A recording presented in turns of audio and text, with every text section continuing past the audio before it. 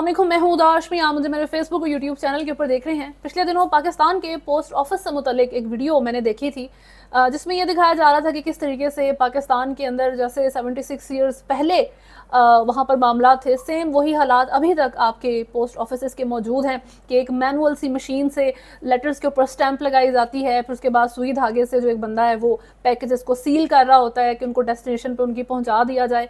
वैसे ये वीडियो किसी नेगेटिव सेंस में नहीं, एक पॉजिटिव सेंस में बनाई गई थी। किस तरह पाकिस्तान का कल्चर है, ये नॉस्टैल्जिया है, बिल्कुल पुराने ज़माने 90s का ये ज़माना और इस तरह की बातचीत है। लेकिन इसको अगर आप दूसरे पर्सपेक्टिव से देखें कि इतने सालों में पोस्ट ऑफिस के अंदर कोई चीज़ तब्दील नहीं होती है, वही जो पुराने तरीके थे और उसी तरीके से अभी तक यहाँ पे मामला चल रहे हैं। कोई टेक्नोलॉजी को वहाँ पे जो है इंट्रोड्यूस करवाने की जहमत नहीं की गई। हालांकि गवर्नमेंट से जब आप इनसे पूछेंगे तो गवर्नमेंट उनको पूरे पैसे दे रही होगी और वो कहाँ लगते हैं ये कुछ नहीं पता। सेम हालात जो है पाकिस्तान के हर इदारे के हैं।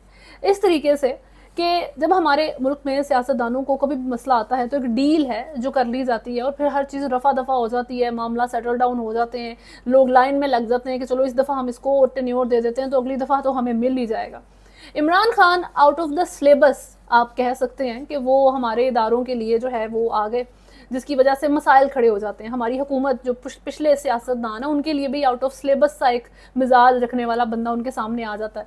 उनकी गवर्नमेंट में बहुत से मसाइल आए हैं, उनके होते हुए बहुत सी इश्यूज थे जिनको डील करना पड़ा। लेकिन जेल में जाके एक बंदा कैसा बिहेव करता है या जेल में जाने के बाद वो कितना इजीली ब्रेक करेगा, कितनी इजीली एक डील तक आएगा, ये बहुत मसला रहा है। क्योंकि इमरान खान की तरफ से ऐसी चीज़ों को लेकर कभी ग्रीन सिग्नल नहीं दिया गया। गवर्नमेंट में आपके नवाज शरीफ, शहबाज शरीफ, जरदारी साहब, इनको लेके इमरान खान का अभी तक सेम वही नैरेटिव है कि मैं इनके साथ डील नहीं करूंगा, जो करना है कर लें। उसके बाद किस तरीके से करप्शन हुई है, इन लोगों की अरबों की जायदाद है बाहर, उसको पाकिस्तान के अंदर वापस लेके आए, फिर सोचा जाएगा। इस्टेब्लिशमेंट आर्मी से मुतल्लिक उनका मिजाज जो है वो इस तरीके का नहीं है, उनसे वो बातचीत करना चाहते हैं।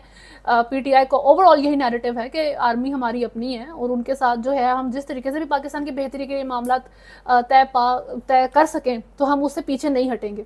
एक तरफ तो ये मामला हो जाते हैं पाकिस्तान तहरीक इंसाफ के साथ, इमरान खान के साथ, वो जब से जेल में गए हैं बहुत इश्यूज आए हैं। 8 फरवरी से पहले और तरह के मसाइल थे कि जी इलेक्शंस हैं, लेवल प्लेइंग फील्ड नहीं मिल रही, और जब इलेक्शंस हो गए तो उसके बाद जिस तरीके से एक गवर्नमेंट बनाई गई और पाकिस्तान तहरीक इंसाफ को बीच में से जो है वो निकाल के बाहर फेंक दिया गया कि हुकूमत के अंदर वो अपोजिशन के अंदर जो है वो सर्वाइव कर रहे हैं। हालांकि क्लेम यही है कि धांधली हुई और हुकूमत पाकिस्तान तहरीक इंसाफ की बनती थी, बल्ले का निशान चला गया और इस तरीके से मामला होते हैं। लेकिन इस वक्त 8 फरवरी से पहले जिस तरह 3 केसेस का एक हफ्ते के अंदर फैसला सुनाया गया था, उसी स्पीड से वो केसेस ख़त्म हो रहे हैं। और इमरान खान को पहले भी ये बात मैंने की थी कि जी उनको किसी भी हेयरिंग के दौरान, उनकी बहुत हेयरिंग्स हुई हैं, हर आए दिन उनको कोर्ट के अंदर किसी चीज़ के अंदर जो है ना उनकी समाअत हो रही होती थी। उनको एज अ क्रिमिनल किसी भी तस्वीर में हमने आज तक नहीं देखा है। उनकी कोई वीडियो, उनकी कोई भी ऐसी बातचीत वायरल नहीं हुई है जिसमें आप देख सकेंगे या तोशा खाना केस में या अलकादर ट्रस्ट केस है या साइफर केस है, उसमें इमरान खान जा रहे हैं और यहाँ वहाँ से निकल रहे हैं तो आपको उनकी कोई तस्वीर मिली और वो वायरल हो जाए, ऐसा नहीं हुआ। उनकी एक तस्वीर जो वायरल हुई थी वो उनकी नैब तरामीम केस में थी और उस केस में भी इमरान खान जो थे एक क्रिमिनल के तौर पे मौजूद नहीं थे, वो एज अ पिटिशनर वहाँ पर थे। वो अपना केस जो है लड़ने के लिए वहाँ पे बैठे थे जो कि उन्होंने दायर किया हुआ है। ये एक बहुत इंपॉर्टेंट चीज़ है। और उस पिक्चर के बाद जिस तरीके से फिर नेशनल और इंटरनेशनल कवरेज होती है वो एक अलग स्टोरी है कि किस तरह रॉयटर्स की तरफ से कहा जाता है कि जी इमरान खान फाइनली जो है वो देखे गए हैं और इन गुड शेप, अच्छी हालत में देखे गए हैं।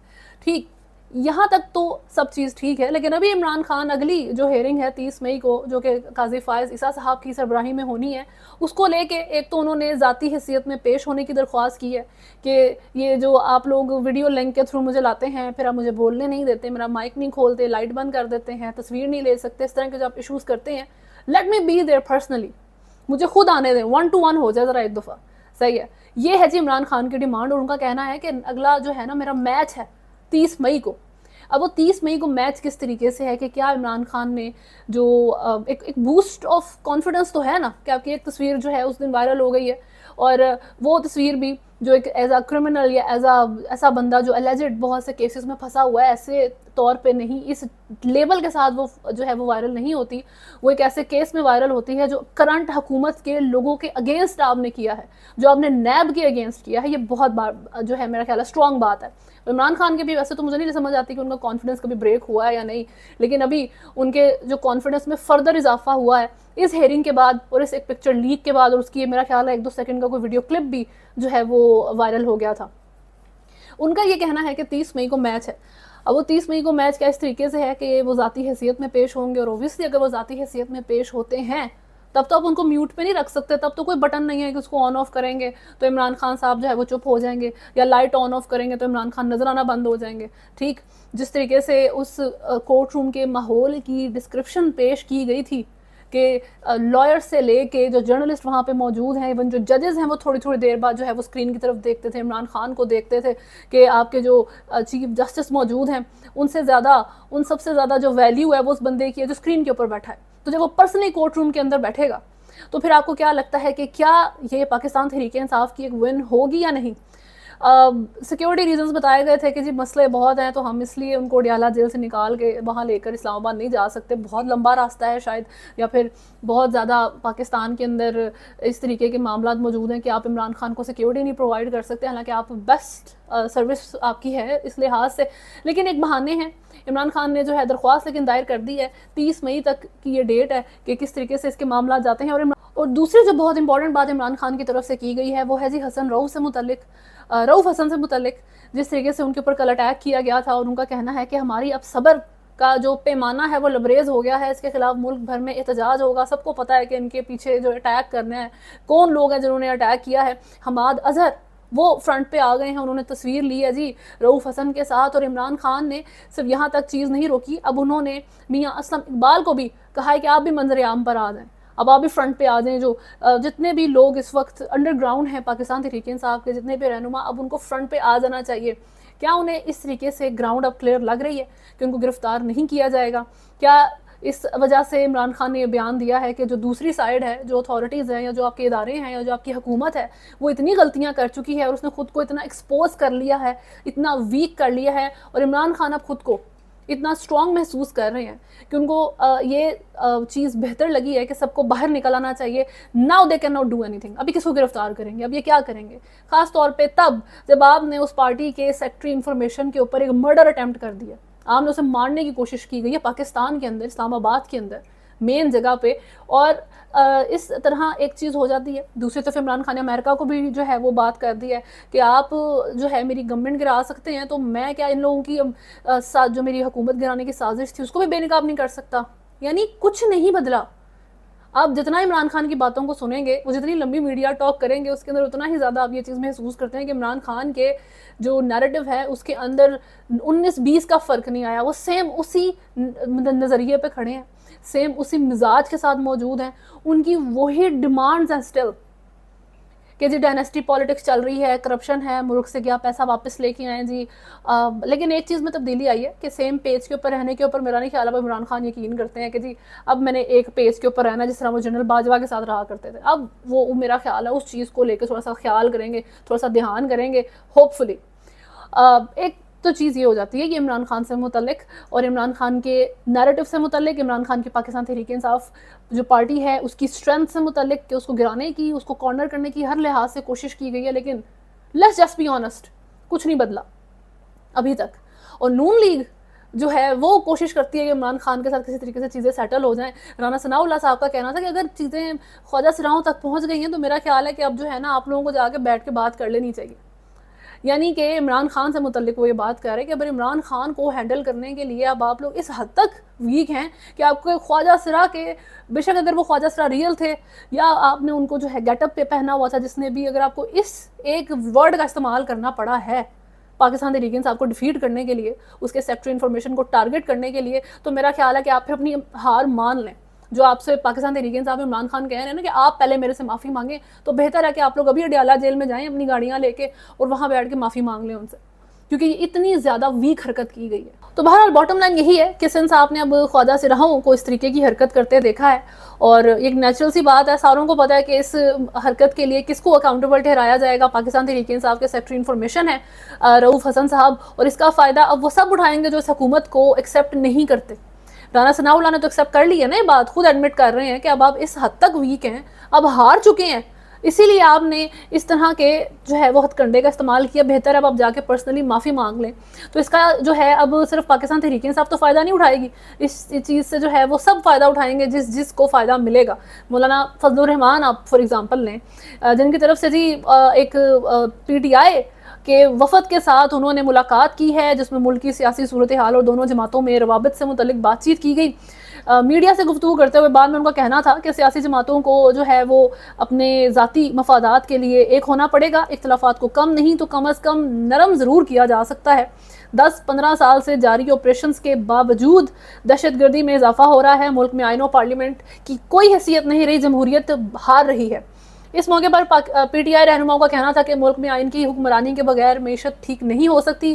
مولانا سے ملاقات مفید رہی, ایسی ملاقاتیں آئندہ بھی جاری رہیں گی. عمران خان کی طرف سے مولانا فضل الرحمان کو جو ہے وہ کا ٹاسک دیا گیا ہے, عمر ایوب کو, اسد کیسر کو, کہ ان کو جو ہے نا اپنی سائڈ پہ لے کے آنا ہے پازیٹیو طریقے سے, کہ وہ پاکستان تحریک انصاف عمران خان کے لیے فائدہ مند ثابت ہوں.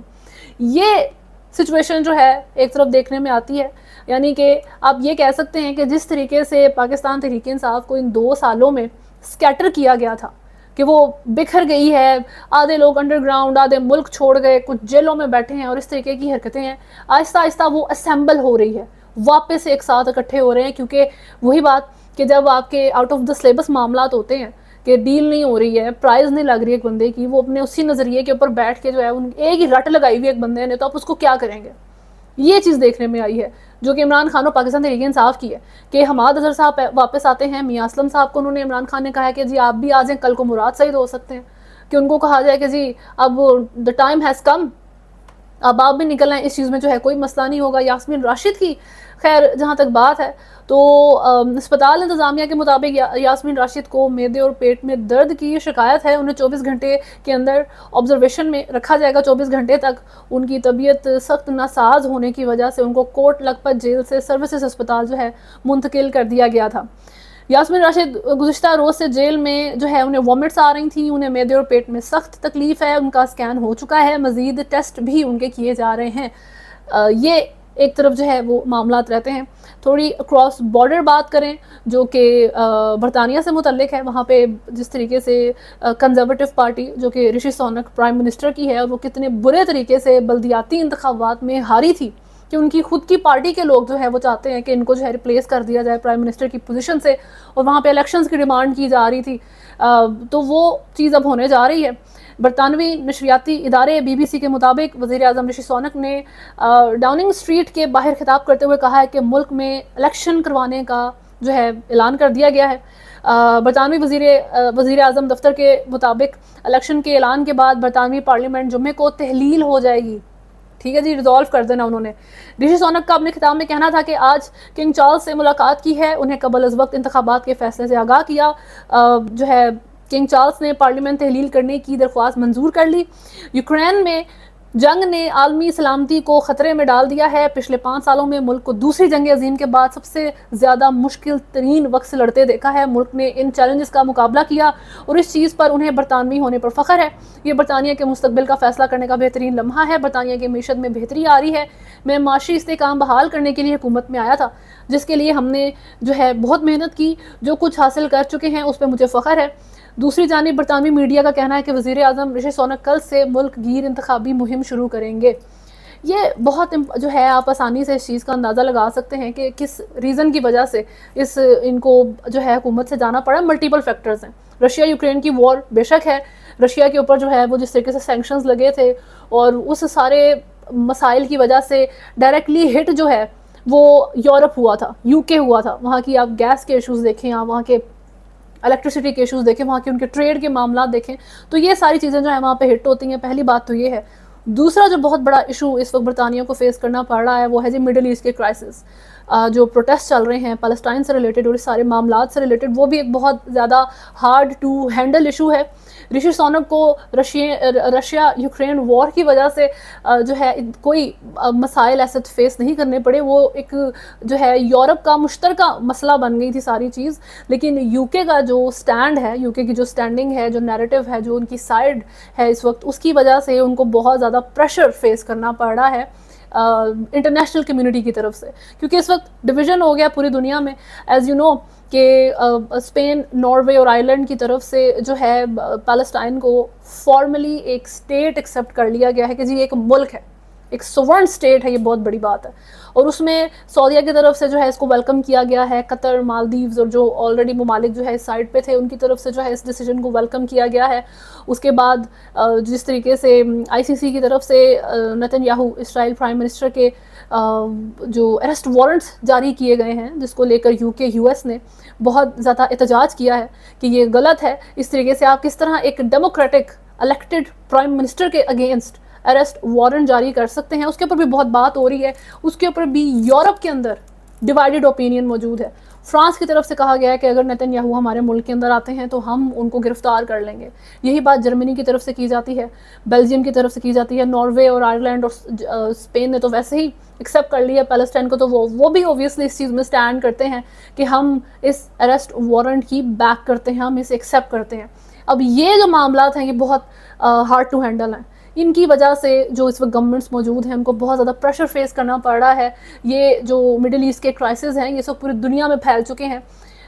ویپنز کے ساتھ نہیں, وار کے ساتھ نہیں, اس طرح کے جو پریکٹیکل وار کے جنرل اصول ہوتے ہیں اس کے ساتھ نہیں, لیکن گورنمنٹس کے اندر نیریٹیوز کے تھرو, اوپینینز کے تھرو, اور جو سوشل میڈیا ہے وہ اس میں الگ سے ایک اپنا رول پلے کر رہا ہے, جس کی وجہ سے پریشر بڑھ رہا ہے. اور رشی سونک کے اوپر یو کے کی پبلک کی طرف سے لندن میں بہت زیادہ ان جنرل ویسے ہی بہت احتجاج ہو چکے ہیں, اور ان کی اپنی پارٹی بھی ان سے کافی تنگ ہے. تو یہ ریزنز بنتے ہیں. اور اب جو ہے 3 جون کی ڈیٹ اناؤنس کی گئی, 4 جولائی کو جو ہے برطانیہ میں اب الیکشنز کا اعلان کر دیا گیا ہے. نومبر میں یو ایس کے الیکشنز آ رہے ہیں, لیٹس سی واٹ ہیپنز. اور انڈیا میں کرنٹلی ویسے ہی الیکشنز چل رہے ہیں. مودی صاحب نے جو ہے ریسنٹلی اپنے ایک انٹرویو میں کہا ہے کہ میں پیدا نہیں ہوا ہوں, میں کسی خاص مقصد کے لیے دنیا میں بھیجا گیا ہوں. ٹھیک ہے, یعنی کہ ایک بہت کانفیڈنٹ, اوور کانفیڈنٹ ان کی یہ اسٹیٹمنٹ آئی ہے, جس کی وجہ سے جو ان کے اگینسٹ کے لوگ ہیں انہوں نے اس کو بہت زیادہ جو ہے وہ اسکروٹنائز کیا ہے کہ کس طرح کا انہوں نے خود پسندی سے بھرا ہوا بیان دیا ہے. ان کو کیا کہنا چاہ رہے ہیں, کل کو اگر یہ الیکشن جیت جاتے ہیں تو کیا یہ خود کو بھگوان کہنا شروع کر دیں گے کہ میں گاڈ ہوں. تو ان سے یہ بھی کوشچن کیا گیا کہ خدا انہیں مسلمانوں پر مظالم اور منی پور میں قتل عام کرنے کے لیے توانائی دیتا ہے کیا. سیاسی ماہرین کا کہنا ہے کہ مودی اس قسم کے بیانات سے انتخابات میں مذہبی کارڈ استعمال کر رہے ہیں جو جمہوریت اور جمہوری عمل کے لیے انتہائی خطرناک ہیں. یہ سچویشن ہے. ابھی تک کے لیے نیوز میں اتنا ہی ہے. اگر آپ نے چینل کو فالو نہیں کیا ہوا تو سبسکرائب کریں, ویڈیو کو لائک اینڈ شیئر ضرور کریں. اللہ حافظ.